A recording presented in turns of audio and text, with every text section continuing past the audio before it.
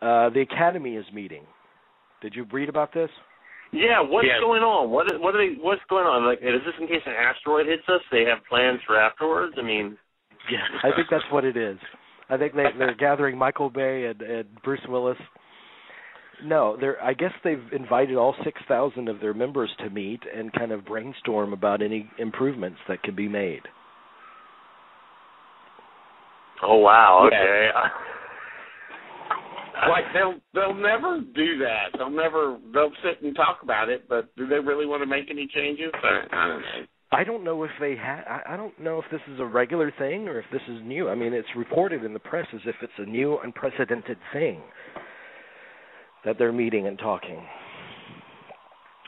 They're meeting on May 4th. Details were few, but the email announcing the invitation promised that questions and conversations with our members about the future of our academy will take place. So, Sasha Stone wrote up something that I posted. Let me pull it up. She wrote up something of what she would recommend they talk about.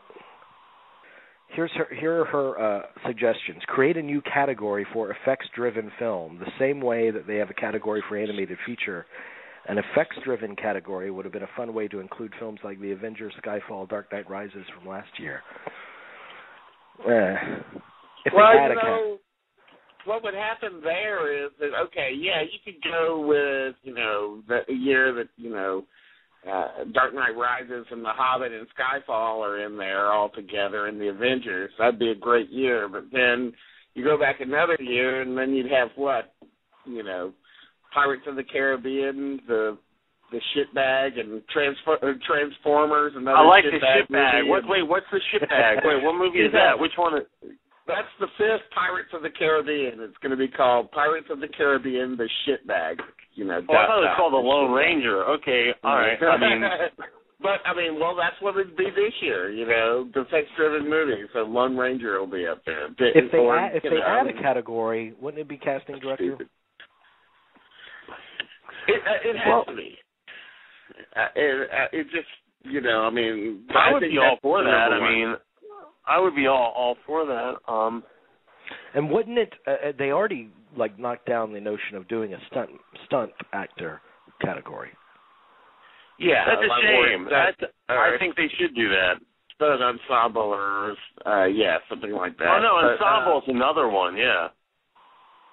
Well, I would never do an ensemble award for the Oscars because then you have the whole cast walking away with the Oscar, and then it makes the Oscar a little less special, I think, if the whole cast walks away. So you're saying, if I was in the movie and it was 1,000 people and I'm in it, and I understand that, Dean.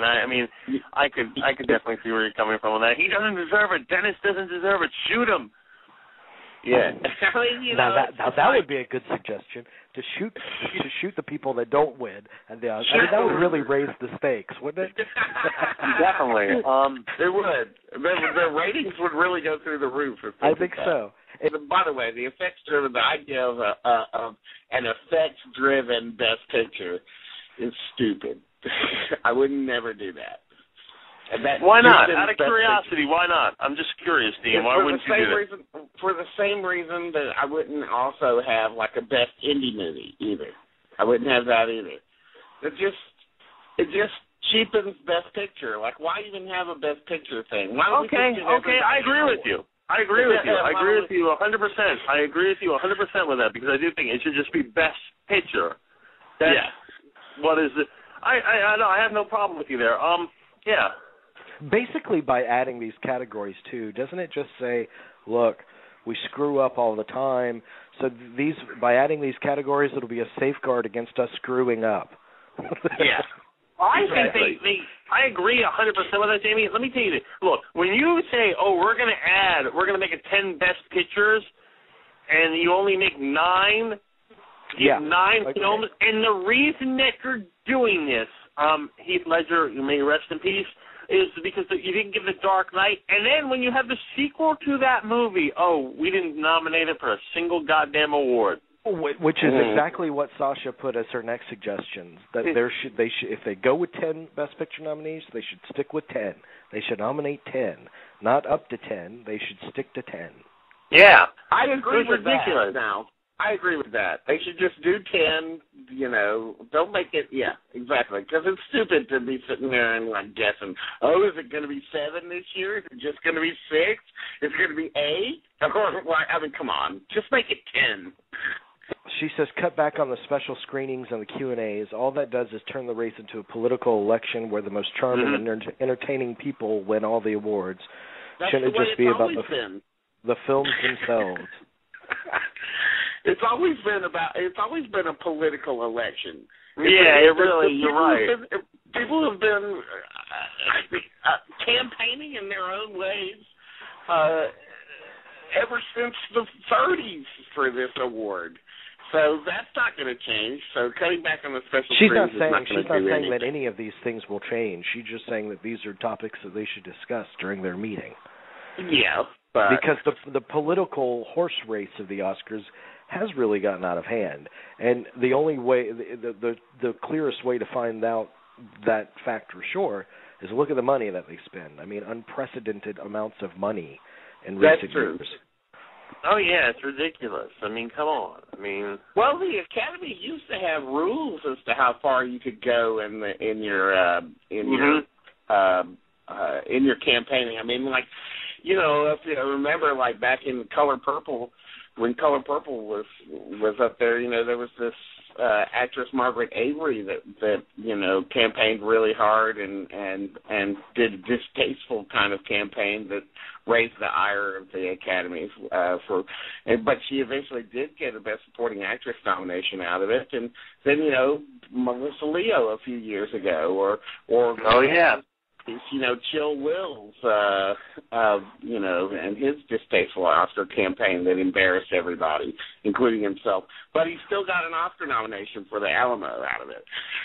So,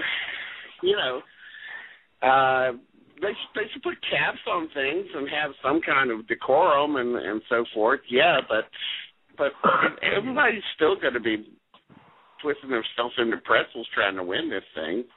They'll try anything. So. Yeah. Make sure this seems like a no-brainer, but make sure every voting member has seen all of the nominated films before they're allowed to vote. She said they do this with foreign language documentary and the short films, but they don't do this with Best Picture. Right.